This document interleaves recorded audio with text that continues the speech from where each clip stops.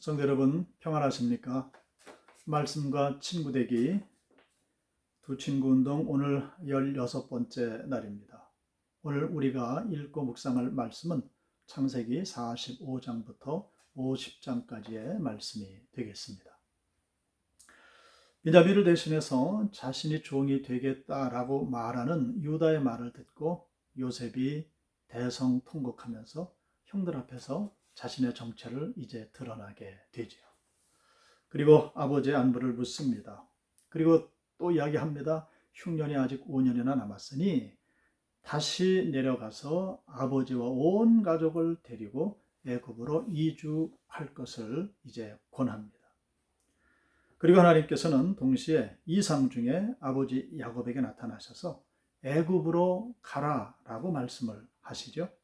애굽에서 야곱을 큰 민족으로 만들 것이라 하는 약속을 주시면서 말입니다. 그렇게 야곱은 온 가족을 이끌고 애굽으로 내려가서 그 아들 요셉과 감격적인 상봉을 하게 되고 고센 땅에 거주하면서 번성하게 되는 것입니다. 그리고 오늘 성경을 보니 애굽으로 내려간 야곱의 온 가족의 수가 모두 70명이었다라고 기록을 하고 있습니다. 여러분, 요셉이 형들에게 자신의 정체를 밝힐 때에 형들은 한편으로는 매우 걱정이 됐을 겁니다. 어린 시절 요셉을 죽이려고 했고 요셉을 팔아버린 사람들이 바로 본인들이기 때문에 그렇습니다. 그런데 그때 요셉이 형들의 그 심사를 알고 이렇게 말하며 위로합니다. 창세기 45장 5절입니다. 당신들이 나를 이곳에 팔았다고 해서 근심하지 마소서, 한탄하지 마소서. 하나님이 생명을 구원하시려고 나를 당신들보다 먼저 보내셨나이다. 아멘. 그리고 이어지는 7절과 8절의 상반절의 말씀입니다. 하나님이 큰 구원으로 당신들의 생명을 보존하고 당신들의 후손을 세상에 두시려고 나를 당신들보다 먼저 보내셨나니 그런즉 나를 이리로 보내니는 당신들이 아니요 하나님이시라. 아멘. 이 말씀은 자신이 보낸 모든 고난의 시간에 대한 요셉의 영적인 해석이 되는 거죠. 형들이 저지른 그 잘못들, 형들의 범죄함이 물론 있었지만은 요셉은 그 모든 것들을 하나님의 큰 구원의 계획 안에서 바라보고 있었던 겁니다. 그리고 이러한 영적인 해석이 있었기 때문에 요셉은 교만해지지 않았습니다. 마지막까지 하나님의 사명을 잘 감당했던 온전한 하나님의 사람으로 살아갈 수가 있었던 겁니다. 자, 48장 이후에는 야곱과 요셉이 숨을 거두고 죽음을 맞이하는 기사가 기록이 되어져 있습니다. 자, 우리는 이런 이야기를 통해서 험악한 세월을 살았던 이스라엘의 족장들이 그들의 기나긴 인생의 여정을 어떻게 마무리 짓고 죽음을 맞이하는가, 이것을 배우는 그런 말씀이 되는 것입니다. 이스라엘 곧 야곱은 이제 나이가 많아서 병이 들게 됩니다.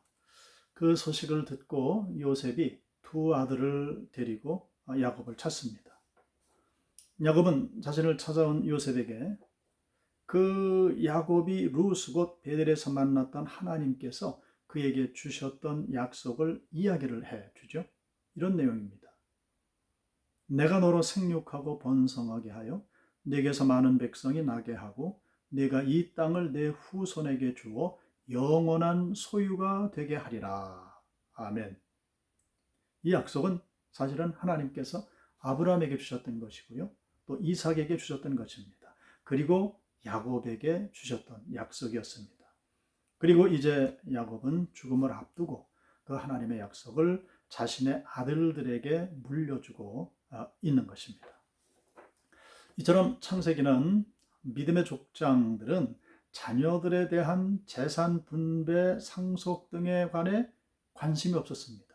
반면에 하나님의 약속이 그들을 통해서 그들의 삶을 통해서 어떻게 계승되고 그리고 어떻게 확장되어 가는가 하는 것을 이야기하고 있습니다. 자, 또한 야곱은 아주 특별하게도 요셉의 두 아들 에브라임과 므낫세를 자신의 아들로 삼고 그들을 축복하게 됩니다. 그렇게 해서 에브라임과 므낫세는 이스라엘의 12지파 중에 이름을 올리게 됩니다. 이어서 49장에서 야곱은 장차 자신의 아들들에게 일어날 일들을 이야기를 하는데요. 이것은 축복이라기보다는 예언에 가까운 그러한 기록입니다.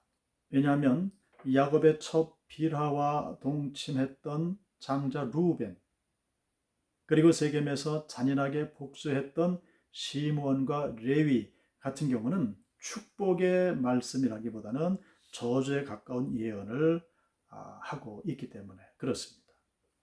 결국 야곱의 네 번째 아들 유다가 실질적으로 장자의 축복을 받아서 왕의 지팡이가 유다를 떠나지 아니하리라, 지휘봉이 그 자손에게서 떠나지 아니하리라, 참으로 그 자리를 차지할 분이 와서 만 백성이 그에게 순종하게 되리라 라는 약속을 받게 됩니다.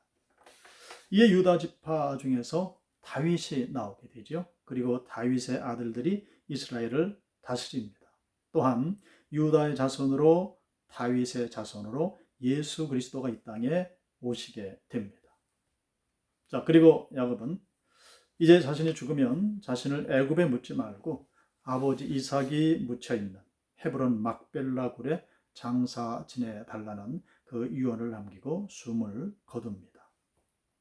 계속 말씀을 읽어 나가면 이후 요셉도 죽음을 맞게 되는데 요셉이 이런 말을 합니다. 내 자신은 죽어도 하나님께서 이 이스라엘 민족을 반드시 애굽에서 인도해서 나가실 것이기 때문에 그때 자신의 유고를 메고 올라가라 라고 당부를 남깁니다. 그리고 숨을 거두게 됩니다.